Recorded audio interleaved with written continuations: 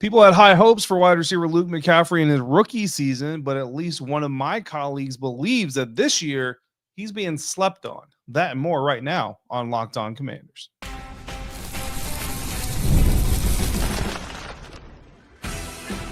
You are Locked On Commanders, your daily podcast on the Washington Commanders. Part of the Locked On Podcast Network, your team every day.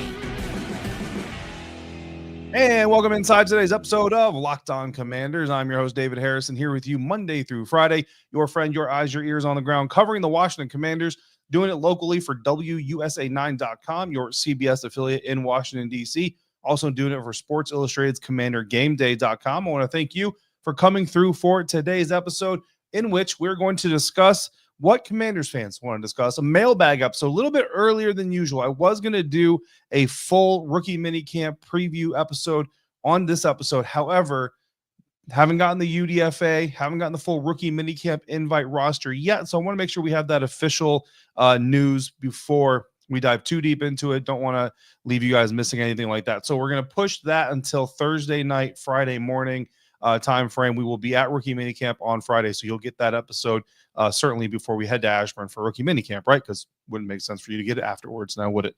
But we will do that. So instead, we're going to push our usual mailbag episode. And as usual, this offseason especially, we've got enough questions to fill 2 mailbag episodes. So you'll get a mailbag today, a mailbag tomorrow, some really good questions coming in. On this one, we are going to talk about the edges of the future. We're going to talk about 2 of the UDFA people that we do have confirmed, heading to rookie minicamp that we can talk about. But we're going to kick it all off with the potential that Luke McCaffrey is being slept on in 2025. I want to thank you for coming through for that episode. Every dayers, I want to thank you for coming through for every episode. Those of you who come through every single day. And for anybody out there, if you're not already subscribed for free on YouTube or wherever you're listening to this episode, please do that right now. If you're new to the show, I want to thank you for finding it. I want to hopefully you enjoy what you find.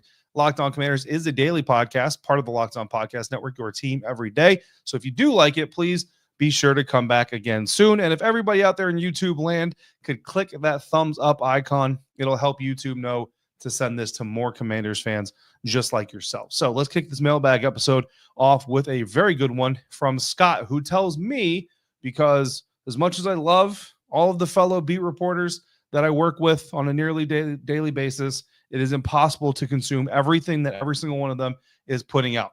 But when JP Finley has an opinion, usually it's a pretty good one. And Scott shared that JP Finley had an opinion that he shared on the radio about Luke McCaffrey being a surprise breakout player. And he wants to know, Scott wants to know how I see the receiver competition going this year, who will make the roster, what roles they will play. So Rigo's Rag, one of the outlets out there that collects media opinions and all these other things and puts out articles about them, did a write-up about JP Finley talking about Luke McCaffrey, saying, quote, "One dude I think people are collectively sleeping on is Luke McCaffrey. I think last year expectations might have been too high for a third-round wideout. You can leave the advanced analytics on this, but the advanced analytics suggest that Luke was really good at getting separation. So then it becomes a matter of getting on the same page with Jaden. Luke's also still learning the wide receiver position, but I think he could have a much larger role," end quote. So McCaffrey drafted with the last pick of the 3rd round in 2024. Now, initially, I remember there being a little bit of negativity about it. Some people thinking there was some kind of like nepotism-like behavior going on. Adam Peters coming from San Francisco, where they had Christian McCaffrey, Luke McCaffrey's older brother. So bringing in Luke McCaffrey, there were some people who were like, oh, we're just going to keep it in the family and do all these things. McCaffrey wasn't good enough. Some experts had him picked as a 4th round grade. And, you know, I remember saying back then, look, last pick of the 3rd round. Yeah, this kid might have a 4th round grade, but it's the last pick of the 3rd round, right? We're not reaching all that far here. And remember, the Commanders didn't have a 4th round pick last year. So I remember some people wanted Troy Franklin. Troy Franklin was something that we actually talked about a couple of times here on the show leading up to the NFL draft, wide receiver out of Oregon. He went the 2nd pick in the 4th round to the Denver Broncos. So shortly after McCaffrey, when you compare the two statistically, their rookie season production, Franklin finished 2024 with 28 catches, 263 yards, and 2 touchdowns. McCaffrey finished with 18 catches, 168 yards, did not find the end zone. So a difference, sure, but a major one? No, I don't think so. I think McCaffrey was also inches away from a couple of touchdowns himself, which would have added 2 more catches, added some more yards, and then, of course, added the scores and those stat lines would have been much closer. So I'd say they were pretty close for where they were drafted, pretty close as well. The difference between the two, however, I would point out, Franklin played receiver for 3 seasons at Oregon, a big-time program. He moved to the position originally in middle school. That's when Troy Franklin started playing wide receiver, and he was an early standout, according to The Athletic, Dane Brugler's 2024 version of the Beast, his draft guide that comes out every year that everybody should get their hands on. Luke McCaffrey did a little bit of everything in high school. It's kind of a Swiss Army knife while he waited his turn to play quarterback. From the time he got his time to play quarterback in high school, he pursued that until his final 2 years of college when he moved to receiver at Rice. And so last year was his 3rd year playing receiver in major football, while it was Troy Franklin's 4th year playing receiver in major football, but having done it and been a standout at it since middle school. So there's a little bit of a difference there in the learning curve, a little bit of difference in the experience curve, right? However, by the time the season came in, and this is where JP gets to, by the time the season came, right, those gripes had gone away. We had seen him a little bit, OTAs, training camp had started. People got really excited, man. I don't think a week went by that I didn't have an insider asking me if this week was McCaffrey's breakout game, or predicting to me that McCaffrey was going to score a touchdown, game-winning touchdown even. I remember that. So people really got excited about the potential of Luke McCaffrey. I think it was born from excitement, not about, anything negative. It wasn't like, trying to force him into producing better than maybe he was able to.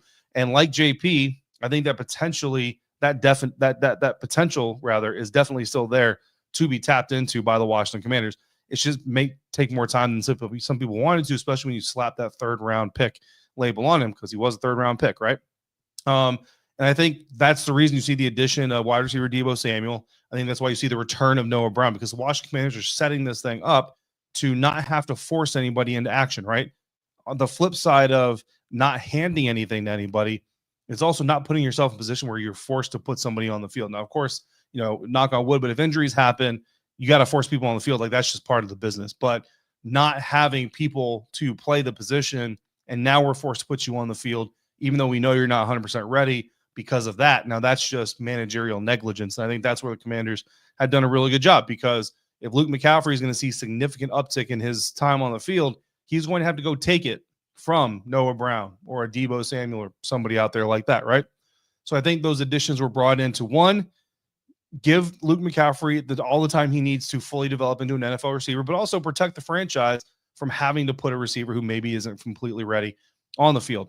Last season, McCaffrey had the 5th most snaps on offense among the wide receivers in the room. To get to 4th, he would have needed 51 more snaps, which is not much higher of an uptick when you get it to a per game number, right? So can he be realistically expected to hit wide receiver 4 reps and all that stuff? Absolutely. I think that's absolutely within range. But let's say that rookie Jaylin Lane from Virginia Tech starts making plays, and then potentially fans start complaining that, well, McCaffrey isn't making those plays, but this rookie is. It's his first year in the NFL. What's Luke's excuse? All that stuff. I'm already going to tell you right now, Lane and McCaffrey, very different style of receivers. They don't do the same thing. So if Jaylin Lane's style of play fits the Cliff Kingsbury offense a little bit better and all those things, that's not a knock on Luke McCaffrey, right? There's other things in play there. And so that's where the competition part of this comes in.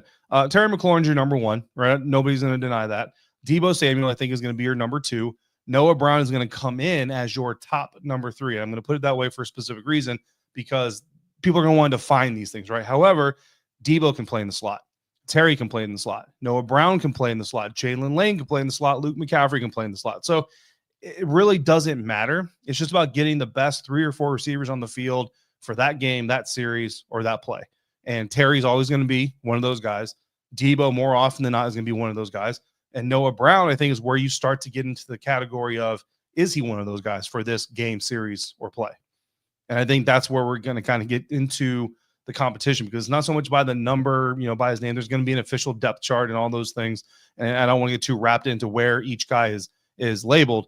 But if that's how you want to do it, it's going to be about reps, which last year we saw it. One game, it was Olamide Zaccheaus was the quote-unquote number 2 receiver. The next game was Jameson Crowder. And then it was Noah Brown. Then it was Deami Brown. Hell, at one point, we all thought when Noah Brown went out, we said, oh, man, just as they were getting a true number 2 established, Noah Brown gets injured. Noah Brown averaged 3 catches for 41 yards last year. He had 1 touchdown, the Hail Mary catch. That's not really an established number 2 stat line, right? So even then, that's not a knock to Noah, right? I love Noah Brown. I wanted him back all offseason, but we're just saying that we've seen this group do this song and dance before where it's a group effort, and it's been fine. This time I think the group effort, though, is going to come at the number 3 position. It's going to be Terry, it's going to be Deebo, and I think Noah Brown, entering training camp anyway, is going to be your 3A, and I think Luke McCaffrey and Jaylin Lane are your 3B squared. I think that's really how it boils down right now. I know some do. I don't have great expectations for Michael Gallup. I'm not saying that I'm expecting him to do nothing. I'm just saying I'm not expecting him to do amazing, if that makes sense. I'm kind of wait and see on him, right? So if he's worthwhile, then you have 2 special team stars in the making, Luke McCaffrey and Jaylin Lane, who are going to develop into the future receivers of your team. You got 4 veterans leading the charge. And if Michael Gallup is just your number 5 behind those other guys, you could probably do a lot worse. And then meanwhile, Chris Moore, KJ Osborne, Lawrence Cager, and the UDFAs that are coming in are going to fight for that number 6 spot or for practice squad spots. Oh, by the way, Michael Gallup also has slot experience. Not as much as some of these other guys, but some. So I think that's kind of how the wide receiver group looks right now. Speaking of some of those UDFAs that are going to be fighting for spots, we've got 2 to talk about here today ahead of our full rookie minicamp preview dropping Thursday night. That's coming up next on today's episode of Locked On Commanders, part of the Locked On Podcast Network, your team every day. And today's episode of Locked On Commanders is brought to you by FanDuel. The NBA playoffs are in full swing, and every night delivers highlight-worthy performances, major momentum shifts, and can't-miss moments. Whether it's a game-winning shot or a breakout player, there's never been a better time to get in on the action. FanDuel makes it easy to stay in the game before tip-off and live with player props, performance trends, and same-game parlays. Fans have way more ways than ever to play in big, to play smart, and win big. I've gotten into the habit this year of watching like the first half of a game and then making a little same-game parlay, kind of trying to feel the flow of the game and then thinking I'm smarter than the odds. Sometimes successful. Overall, I'm up, right? So in this, I guess it's been pretty successful, but I also still like my same-game parlays. The Denver Nuggets delivering a big win over the Oklahoma City Thunder and also delivering me a big win as well. Shout out to Nikola Jokic and also shout out to Aaron Gordon for getting that win there at the end of the game. So are you new to FanDuel? It's a perfect time to sign up. Head to FanDuel.com, place your first $5 bet. If that bet wins, you're going to get $200 in bonus bets. So make every moment more with FanDuel, official sports betting partner of the NBA. Continuing now, today's episode of Locked On Commanders, a mailbag episode, a little bit earlier in the week, but we're going to rearrange a little bit of the programming so that we can get everything in a timely fashion and also answer some of your pre-rookie minicamp questions. And that's where we're going to turn into now with Hamadou, who came through and said, how much of a chance would you say guys like Ja'Cory Brooks and Robert McDaniel have in making the roster as UDFAs, considering the lack of strong safety type and the age in the wide receiver room, but also the fact that only Terry and Noah are reliable to produce outside of injuries? What do you think? So I do think, first and foremost, it's a little bit premature to not count Deebo Samuel among those receivers that we would say can reliably produce. I know a lot of people are down on Deebo, but let's really look at the production, right? 2024, Deebo Samuel ranked 38th among all NFL receivers in yards from scrimmage. Now, it's not great, right? It's not top 10, it's not top 15, but when you look at the potential for each team to have a number 1 wide receiver, that's 32 guys in the NFL, 38, not that far behind them, certainly in wide receiver 2 territory. You know what I mean? Biting on the heels of wide receiver 1 territory. Now in the NFL, in a down season, that's what Deebo did. No Christian McCaffrey for most of the year. No Brandon Ayuk for most of the year. So the guys that take attention away from him, really not there. And look, Deebo's never been a number 1 receiver, Jamar Chase, Justin Jefferson type of dude, right? So to have all those pieces around you missing, to have the year the 49ers had, to also be battling pneumonia at one point, the banged up that he was, all those things, like to be 38th in the league is not bad. And it was more than Noah Brown, who we count among those that we think we can rely on, right? Not to talk down about Noah, but just to say, if we're going to have confidence in Noah Brown to produce, there's not a whole lot of reason to not have confidence in Deebo, right? In 2023, the year before, Deebo's 18th in scrimmage yards. Hell, in 2022, he was 30th, which is still top 32, and he only played in 13 games. So I know that like 2021 Pro Bowl, All-Pro, Deebo hasn't been around for a little bit, but let's not get so far into the negativity that we think he's been like 80th, 120th in the league in producing scrimmage yards, right? That's not the case. Back to the question, though. Let's start with wide receiver Ja'Cory Brooks. So Ja'Cory Brooks out of Louisville, 6'2", 184 pounds, average arm length, average hand size, 4.6, 540. Not super impressive at his pro day. 1.56, 10-yard split is not terrible. That's about equal to Ole Miss's Trey Harris. However, the 40 time by Trey Harris, significantly faster. So basically, you look at Ja'Cory Brooks, gets up to speed quickly, but then he just kind of has that gear, right? He doesn't really have that third gear to really get going down the field. Ja'Cory Brooks originally played for Alabama, so there's some lineage there, and I think he was the number 2 receiver in his high school class when he committed to Alabama. So I went back and I only had time to watch one Ja'Cory Brooks game, but I did watch his game against Miami, Florida. One, because it was one of the later games that I had tape available for, and also it's a really good opponent. They were ranked, I think, 13th at the time of the matchup. Some things that jumped out on tape. Because I'm going to tell you right now, I like Ja'Cory. Great teammate, first and foremost. Watched him sprint downfield to celebrate his running back's big rushing touchdown. I'm talking like a 60-yard touchdown. Dude sprinted all the way downfield from the opposite side of the field to celebrate with his teammate. Love that. Celebrate with a fellow receiver. There was a route combination where Ja'Cory is running from right to left in the middle of the end zone, wide the heck open. He's got a teammate, another receiver, wide the heck open on the left side of the end zone. Ja'Cory's got his hand up saying, "Give me the ball." Quarterback delivers the ball to the other guy. No pout, no quit, no aw shucks. Immediately sprints over to his teammate, celebrates the touchdown with him. You'll love those things. He's a true team player, willing to block. I'm not going to sit here and say he's a body slammer, right, but certainly willing to get in the way of a defender. Did have a focus drop early in the game. That was a little bit disappointing, but his first catch, it was a touchdown. Came off a blown coverage. Not a lot that you can say he did to manipulate the coverage there, but you still like the fact that he came up, took advantage of the mistake. Good focus to bring in on the pass because the throw from Shuck was actually pretty late, and the defender was able to recover a little bit, but Ja'Cory was able to have maintain his confidence there and make the catch. He's a hands catcher. He's not a body catcher, so you love that. Catches the ball away from his body, finds space in zone well, had a really good yak run. At one point, ball tracking looks to be really good. His second touchdown, he was able to bring it in through contact. So a lot of good stuff showing up on tape against a pretty good opponent in the Miami Hurricanes. Again, like I said, ranked 13th at the time that they played. 3 years to Alabama, spent his final season at Louisville, 1,013 yards of production for Louisville in his final season, 9 touchdowns. Doesn't have top-end speed, but he is a fluid runner. He's not sharp in his breaks, but he does find space really well. Basically, he's a thinner Noah Brown. They're both 6'2". Noah Brown coming out of Ohio State was definitely a little bit more stocky, like a little bit more built, but they're basically the same guy. So you like that, you know what I mean? So is he gonna make the roster? I don't know, but could he make the practice squad? You could certainly see it, you know what I mean? Training camp invite, yeah. If he can come out and show up a little bit in the rookie camp, certainly there's room for him. On to Robert McDaniel, safety out of Jackson State University, the closest to Jeremy Chin you're going to see measurement wise out there on the practice field this week.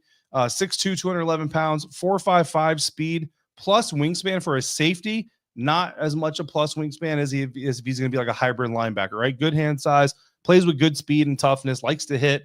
Average in coverage, probably at best, right? Hard to find a lot on him because he did go to an HBCU. So we'll have to see if he stands out on the field in rookie minicamp. The problem with that is it's kind of hard when you're known for being a physical type of player.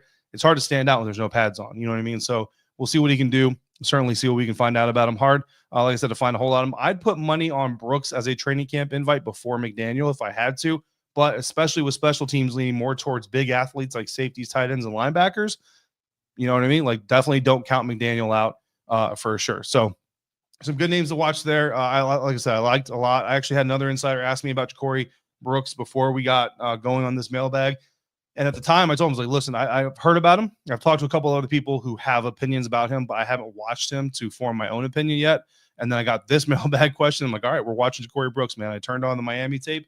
And yeah, I like what I saw against the hardest opponent that he faced in 2024. So some good stuff there for sure. Absolutely things that you see Cliff Kingsbury working with in his offense. So to wrap up this mailbag, we're going to keep our eye on the future, just a further bit down the line as we continue our look at the future of the Washington Commanders Edge Group. Coming up next on today's episode of Locked On Commanders, part of the Locked On Podcast Network, your team every day.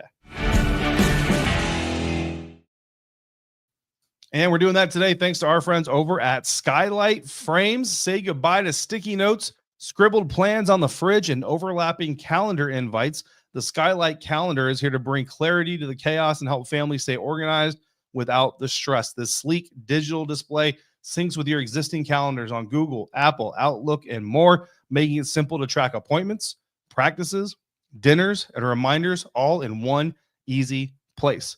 What would it mean for you to eliminate the "I don't know" excuses from your family's routine? Perhaps you can assign everyone their own color so you can finally solve the who does what confusion in the house, or who's going where with, or who's going when, where with when, and all these other craziness. How often do plans get missed because they're just buried in all the other confusions that can go on with a family planning? Well, you can see your whole week clearly. A 15-inch HD screen will help you all feel focused and less overwhelmed with your busy schedules. Right now, Skylight is offering our listeners $30 off their 15-inch calendars by going to skylightcal.com/NFL. Go to skylightcal.com/NFL for $30 off your 15-inch calendar. That is skylightcal.com/NFL. Continuing now, today's mailbag episode of Locked On Commanders. We're keeping our eye on the future, but we're going a little bit deeper into it. Tia came through. Do you think the Washington Commanders will satisfy the edge position in free agency next season? So pretty much everybody came into this offseason saying, look, the sack production wasn't terrible, right? Again, I think the Commanders were top 10 in sacks per pass attempt they faced, but it could have been better, and certainly could have been more consistent, right? Broken down at one point every day, as you remember, I think the Commanders ranked 5th in sacks per pass attempt faced. The teams that were ahead of them all had more games with 3 or more sacks, or more games above 3 sacks, I should say, last season. And even the 3 teams that came in below them had more games of more than 3 sacks in 2024. So you see a little bit of top heaviness in the Washington Commanders sack production. You've got a couple of games there with really big explosive sack production, but then you've got more than you would like of 0 to little sack production. So, a lot of people came in thinking, edge, right? Myles Garrett wanted to trade. I'm standing on my principles. Turns out he's just standing on his paycheck. So that went away. Trey Hendrickson, that whole situation has gotten super, I don't say annoying because that sounds disrespectful, but super tiredness. I don't know, fatigued, right? Like TJ Watt rumors are out there, but they've never really been substantiated, things like that. So then the draft comes, number 29 overall. My top guy on my quote-unquote big board was Donovan Ezeraku out of Boston College. He ends up going to Dallas in round 2. The Washington Commanders bring in an offensive lineman who certainly could produce some good things for the Commanders as well. No edge in the draft.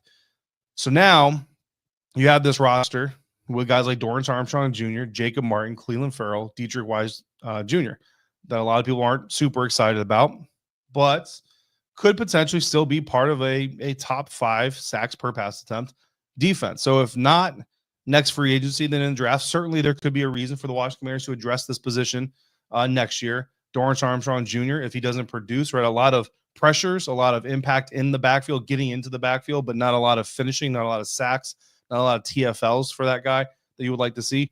Jacob Martin, potential on tape, absolutely. Unproven, for this team, obviously. Cleveland Ferrell, not super impressive last year from a pass rush standpoint. It's not really his game anyway. But, that just kind of is what it is. Dietrich Wise Jr., veteran, New England Patriots, mainstay for a while, you know what I mean? A team captain. So we'll see what he does there. But all those guys are on 1-year deals. That's the most important thing. Jacob Martin, Cleveland Ferrell, Dietrich Wise Jr., all 1-year deals. So if the Commanders don't get it completely solved this year, they're not married to anybody. Javon Kinlaw is not on a 1-year deal. He might get some DN time. He's on a 3-year deal, but we discussed this before. If they need to get out of it, they can get out of it. Certainly can. So who is available next year? Well, you might remember this list, 2026 pending free agents as of right now. Some of these guys might get new contracts, obviously.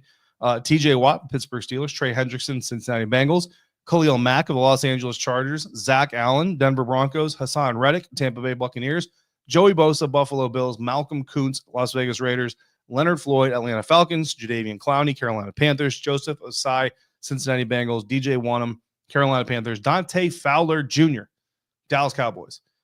All of those guys right now will be free agents next year. Why does it sound so familiar? Because most of those guys were free agents this year. So, look, a lot of the guys that were available this year are going to be available again next year. But then you look to the NFL draft. And honestly, the group of people, and this is super early, right? Like the college season hasn't even started yet, but the amount of names being talked about as potential day one draft prospects next year on the edge or early day two. You've got TJ Parker out of Clemson, Reuben Bain Jr. out of Miami, the Hurricanes, Keldrick Falk out of Auburn, LT Overton from Alabama, Matayo Uiagalelei out of Oregon.